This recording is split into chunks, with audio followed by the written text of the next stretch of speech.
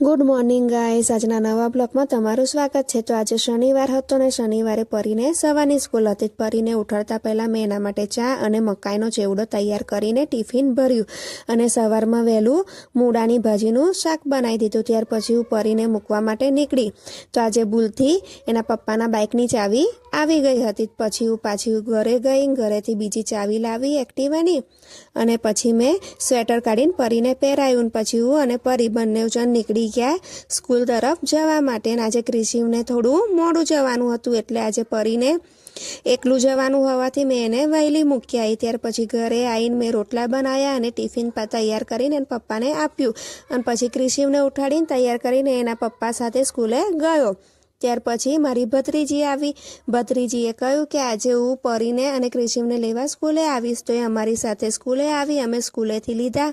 ત્યાર પછી થોડો સમય હતો તો પરી, ક્રિશિવ અને મારી ભત્રીજી ત્રણેય જણ ગાર્ડનમાં રમવા ગયા। તો ત્રણેય જણે ખૂબ જ તોફાન મસ્તી ધમાલ કરી। ત્યાર પછી અમે ઘરે આવી ગયા। ઘરે આવ્યા ત્યાં તો પરીએ એનું લેસન બાકી હતું તો લેસન પતાવ્યું। ત્યાર પછી 2 વાગ્યા તો 2 વાગ્યા તો આજે હું એ લોકો માટે શું કંઈક નવું બનાવું એવું વિચારતી હતી। ત્યાં સુધી ઘરમાં અવનવા શાકભાજી પડ્યા હતા, તેમાંથી મેં એક નવી જાતની રેસીપી બનાવી। તો એ બધું શાક મિક્સ કરીને એને શેકી નાખ્યું। ત્યાર પછી મેં એની પેટીસ બનાવી અને 6 પાઉં પડ્યા હતા તો એ પાઉં મેં શેકી નાખી અને પાઉંમાંથી બર્ગર બનાવીને બાળકોને એમને આપી અને એ લોકોને એ બર્ગર ખૂબ જ ભાઈ। એ લોકો ખાતા હતા ત્યાં સુધી મેં બીજા બર્ગર બનાવવાની તૈયાર કરી તો એ લોકોને એ પણ ખૂબ જ ભાયા। ત્યાર પછી મારા માટે એક જ પાઉં વધ્યો હતો, મેં થોડું એને સ્પાઇસી બનાવ્યું અને પછી મેં પણ ખાધી અને મને પણ ખૂબ જ ભાઈ। અને એમાંથી થોડીક મેં એના પપ્પા માટે રાખી હતી કે સાંજે આવીને એ પણ ટેસ્ટ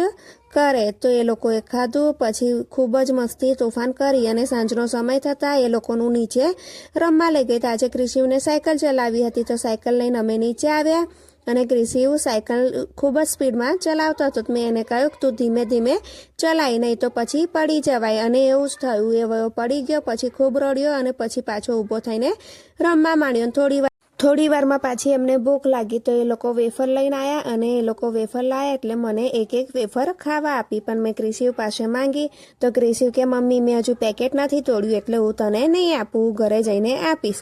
અને સાંજે આવીને જમી પરવારીને ફરી હું અને પરી બંને જણ આટો મારવા નીકળી ગયા। અને અમારો આજનો દિવસ આમ જ પૂરો થયો। Good night.